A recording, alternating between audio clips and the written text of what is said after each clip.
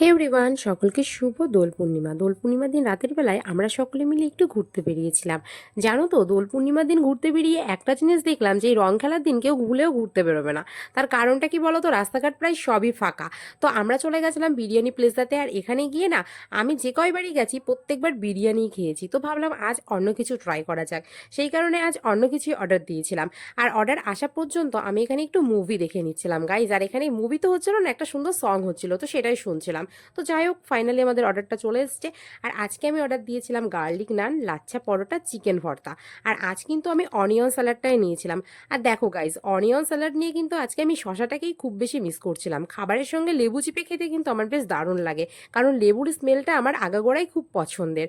তো যাই হোক, খাবার দাবার শেষ করে আমি এখানে লাস্টে নিয়ে নিয়েছিলাম একটা মশালা সোডা, যেটা খেতে দুর্দান্ত ছিল।